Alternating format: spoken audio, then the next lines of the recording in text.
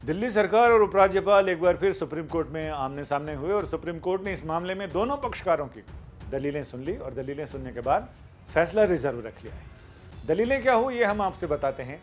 मसला है एमसीडी में एल्डरमैन की नियुक्ति का। एल्डरमैन नामित सदस्य होते हैं जो सभी 10 जोन के लिए 10 सदस्यों को नामित किया जाता है और उसमें इस बार उपराज्यपाल ने अपने 10 सदस्य नामित किए हैं। दिल्ली सरकार को मौका ही नहीं दिया उन्होंने सदस्यों को नामित करने का। और ऐसे में पहले तो विवाद ये हुआ कि क्या नामित सदस्य मेयर, डिप्टी मेयर के चुनाव में और बाकी स्टैंडिंग कमेटी के चुनाव में वोट डाल सकते हैं या नहीं। मामला हाईकोर्ट गया, फिर सुप्रीम कोर्ट आया और सुप्रीम कोर्ट ने साफ कर दिया कि नामित सदस्यों को वोटिंग का अधिकार नहीं है, वो सिर्फ सलाह देने के लिए हैं। वो सलाह दे सकते हैं क्योंकि वो विशेषज्ञ हैं, अपने अपने फील्ड के माहिर हैं।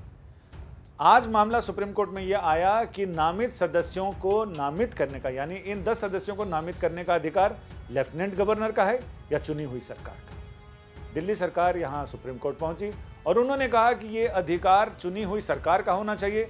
पिछले 30 सालों की परंपरा का, नियमों का हवाला दिया। दिल्ली सरकार की तरफ से अभिषेक मनु सिंघवी, उन्होंने सुप्रीम कोर्ट को बताया कि हमेशा 30 साल से यही चला आ रहा है कि नामित करने का अधिकार, एमसीडी में सदस्यों को नामित करने का अधिकार, जो विशेषज्ञ होते हैं, अपने अपने फील्ड के माहिर होते हैं, अनुभवी होते हैं, जो निगम को चलाने के लिए अपनी विशेषज्ञता की सलाह दे सकते हैं ताकि जनता के लिए अच्छे फैसले लिए जाएं, अच्छी नीतियां बनाई जाएं।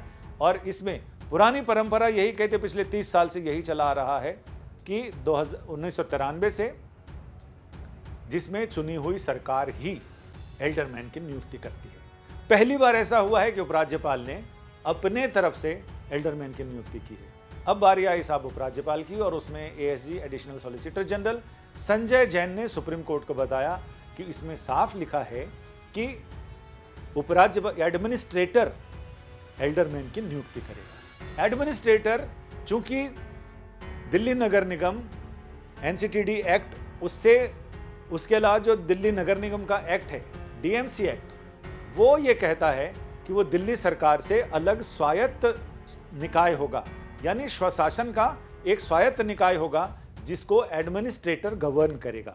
एडमिनिस्ट्रेटर उसमें नियुक्ति करेगा। एडमिनिस्ट्रेटर का मतलब ये हुआ कि उपराज्यपाल होंगे लेकिन एडमिनिस्ट्रेटर की भूमिका में होंगे। चीफ जस्टिस ने यह साफ कहा, यानी आप ये कहना चाहते हैं कि उपराज्यपाल की भूमिका अलग होती है, उस समय वो एडमिनिस्ट्रेटर की भूमिका में होते हैं, यानी डबल रोल में होते हैं।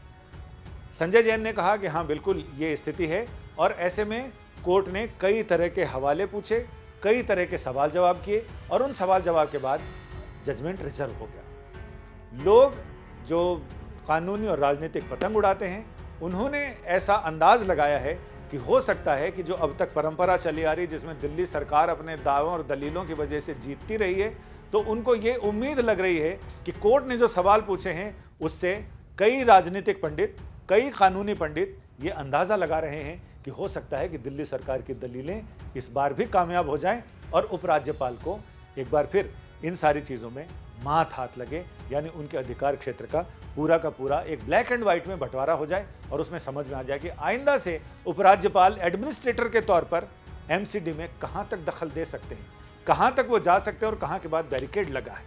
इन सारी चीज़ों पर चीज़ें साफ हो जाएंगी, यानी जजमेंट रिजर्व हो गया। तो उम्मीद की जा रही है कि अब अगले हफ्ते से तो छुट्टियां हैं सुप्रीम कोर्ट में, गर्मी की छुट्टियां, तो शायद अब इस पर फैसला गर्मी की छुट्टियों के बाद जुलाई में आएगा और तभी ये साफ हो पाएगा कि एमसीडी में 10 विशेषज्ञ सदस्यों को नामित करने का अधिकार उपराज्यपाल का है या दिल्ली की चुनी हुई सरकार का, और जिन 10 लोगों को उपराज्यपाल नामित कर चुके हैं क्या वो आगे सस्टेन करेंगे या उनकी जगह अब उनको हटाकर दिल्ली सरकार नए नाम नामित करेगी।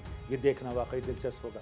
फिलहाल ये मामला एक बहुत ही नाजुक मोड़ पर है जिसमें सरकार और उपराज्यपाल एक बार फिर आमने सामने हैं, तलवारें तनी हुई हैं और कमान से तीर बस छूटने ही वाला है।